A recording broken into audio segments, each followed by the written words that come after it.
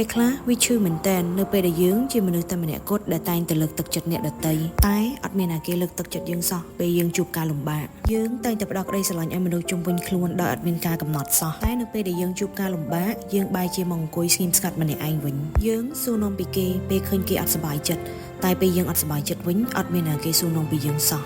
តែយើងនៅតែសប្បាយចិត្តក្នុងការបន្តធ្វើវាមិនដោយសារតែយើងស៊ាំនឹងអានឹងទេប៉ុន្តែដោយសារតែយើងអត់ចង់ឲ្យអ្នកដទៃជួបនឹងបញ្ហាតែមួយដូចយើងជីវិតវាមិនមែនជួបតែភាពរីករាយរហូតទេហើយអ្វីដែលយើងបានព្រៀងទុកក៏មិនបានន័យថាវា go as planned ដែរគ្រប់គ្នានៅក្នុងโลกនេះតែងតែជួបការមិនពេញចិត្តការបរាជ័យហើយនឹងពេលមួយដែលយើងតែងតែមានអារម្មណ៍ថារឿងហ្នឹងវាអាចកើតឡើងសោះហ្មងទោះបីយើងព្យាយាមបណ្ណាក៏ដោយតែទាំងអស់គ្នាត្រូវចាំណាការបរាជ័យពិតប្រាកដលុះត្រាតែទាំងអស់គ្នាបោះបង់វាចោលនៅលើផ្លូវមួយទោះបីជាវាពិបាកដើរប៉ុណ្ណាក៏ដោយសូមបន្តតាណារបស់អ្នកហើយបោះជាហ៊ានទៅមុខរហូតដោយមិនងាកក្រោយពេលខ្លះស្ដាប់ទៅវាពិបាកមែនទែនសម្រាប់យើងតែផ្លូវនឹងវាជាផ្លូវតែមួយគត់ដែលអាចឲ្យយើងអភិវឌ្ឍនិងផ្លាស់ប្ដូរខ្លួនឯងបាននៅក្នុងវីដេអូនេះខ្ញុំចង់ចំណាយពេលបន្តិចដើម្បីអរគុណដល់អ្នកទាំងអស់គ្នាដែលតែងតែ support ខ្ញុំតាំងពីដើមរហូតមកដល់ឥឡូវពេលដែលបាននិយាយមួយទាំងអស់គ្នាខ្ញុំមានអារម្មណ៍ថាខ្ញុំសប្បាយចិត្តខ្លាំងមែនទែនទាំងអស់គ្នាធ្វើឲ្យខ្ញុំ